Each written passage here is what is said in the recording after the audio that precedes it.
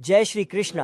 भारतीय पौराणिक कथाओं में भगवान कृष्ण के जन्म से ही उनके चरित्र की बहुत ही नटखट कहानियां हैं। भगवान कृष्ण की कहानी और उस दौरान उनके द्वारा की गई घटनाएं हमें उनके मन की सुंदरता और नैतिक संदेशों के साथ उनकी रचनात्मकता के बारे में सिखाती हैं। भगवान कृष्ण की कहानी हिंदू धर्म के किसी भी अन्य भगवान से बिल्कुल अलग है। भगवान समय समय पर इस धरती पर प्रकट होकर लोगों को यह एहसास दिलाते हैं कि अभी भी भगवान है। भगवान कोई भी अवतार लेते हैं और किसी नेक काम के लिए और इस ब्रह्मांड को कुछ आपदाओं या बुराइयों और राक्षसों से बचाने के लिए इस ब्रह्मांड में आते हैं। 5000 वर्ष से भी पहले भगवान विष्णु ने भारत के मथुरा में भगवान कृष्ण के रूप में अवतार लिया था। पृथ्वी पर इस समय के दौरान भगवान कृष्ण ने भगवत गीता बोली। यह इस दुनिया में सबसे प्रसिद्ध महाकाव्य और दिव्य पुस्तक में से एक है। वह हिंदू धर्म में सबसे अधिक पूजे जाने वाले देवता हैं। इस धरती पर हजारों या लाखों देवता हैं। वह भगवान विष्णु के 8वें अवतार हैं। भगवान श्री कृष्ण ने कुरुक्षेत्र के युद्ध में अर्जुन को भगवत गीता का ज्ञान सुनाया था। भगवान कृष्ण जन्म कथा। भगवान कृष्ण का जन्म कैसे हुआ? भगवान कृष्ण का जन्म जेल में हुआ था। एक बार एक आर्षि ने अपने अहंकारी चाचा मान को बताया था कि उसका नाम मथुरा का राजा कंस था, कि वह अपनी बहन देवकी के बच्चे द्वारा मारा जाएगा। वहां से कंस ने अपनी जान बचाने के लिए अपनी बहन के हर बच्चे को मारने का फैसला किया। राजा कंस एक क्रूर इंसान था। हालांकि देवकी और उनके पति वासुदेव अंततः एक बच्चे को सुरक्षित निकालने के लिए तैयार हो गए और भगवान कृष्ण को जेल से सुरक्षित स्थान पर ले गए। यह भगवान कृष्ण का जन्म था। उन्होंने भगवान कृष्ण की प्रतिमाओं को ब्रज भेज दिया, जहां उनका पालन पोषण यशोदा नामक पालक माँ ने किया था। यह ब्रज के गांवों में से एक वृंदावन में था, जहां भगवान कृष्ण ने गांव की गोपियों चरवाहों का दिल जीत लिया था। अपने पूरे जीवन में भगवान कृष्ण ने इतनी बड़ी संख्या में भूमिकाएं निभाई। पूरे समय ये कभी नहीं भूले कि वे बस वही भूमिकाएं थी जो उनकी वास्तविक प्रकृति शाश्वत सदैव प्रसन्न चेतना थी। इस दौरान वह अलग रहने और साफ सुथरा प्रदर्शन करने में सक्षम थे। उन्होंने कभी भी अपने चेहरे से मुस्कान को गिरने नहीं दिया। जैसा कि हम जानते थे कि भगवान कृष्ण चालीसा का जन्म लगभग 5000 साल पहले भारत में मथुरा उत्तर प्रदेश में हुआ था। कुछ पुराण बताते हैं कि भगवान कृष्ण का जीवन द्वापर युग से कली युग के बीच था। कृष्ण का जन्म जेल में हुआ था।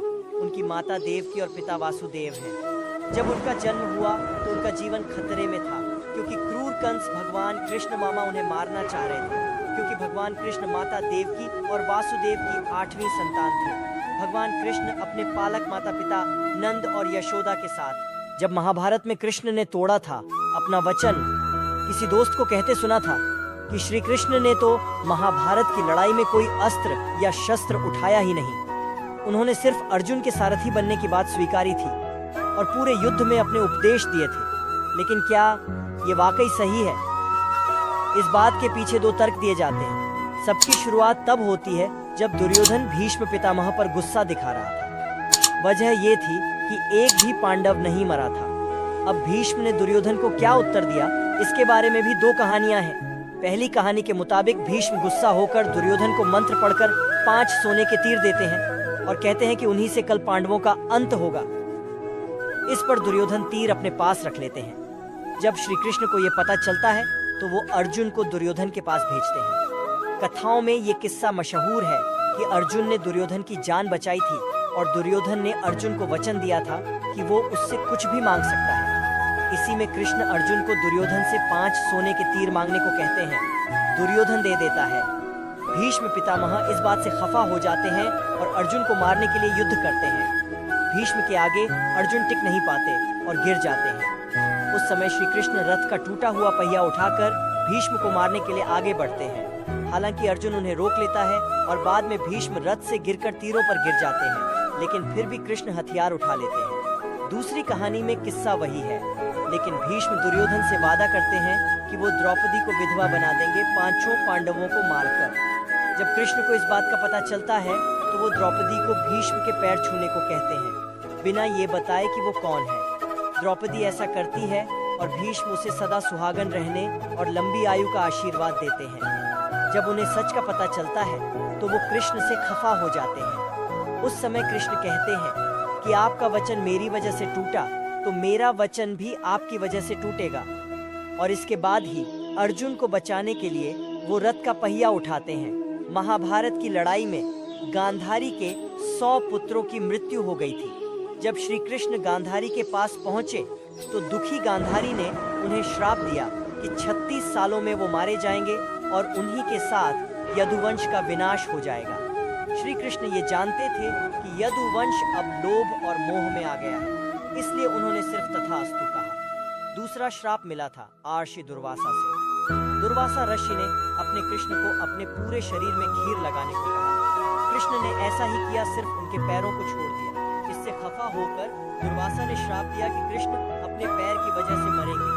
एक समय जब श्री कृष्ण समाधि में थे तब एक शिकारी जारा ने कृष्ण के पैर को कोई जानवर समझ लिया और उन पर तीर चला दिया। ये सभी को पता था कि कृष्ण की 1608 रानियां थीं और 80 बच्चे, लेकिन कृष्ण की सिर्फ 8 पटरानियां क्यों थीं?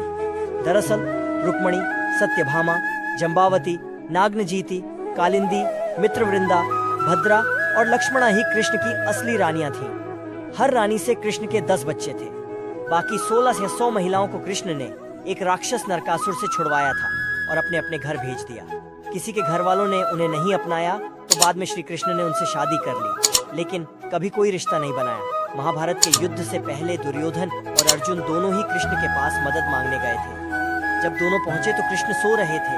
कृष्ण के सिर के पास दुर्योधन खड़े हो गए और पैरों के पास हाथ जोड़कर अर्जुन। जब कृष्ण की नींद खुली तो उन्होंने अर्जुन को देखा और उसका साथ देने की बात कही। दुर्योधन इस पर खफा हो गए और कहा कि वो पहले आए थे और कृष्ण को उनका साथ देना चाहिए। इस पर कृष्ण ने कहा कि उन्होंने अर्जुन को पहले देखा है, इसलिए दोनों की मदद करनी होगी। कृष्ण ने इस पर दुर्योधन को अपनी सेना दे दी और अर्जुन के सारथी बन गए। 2010 की बात।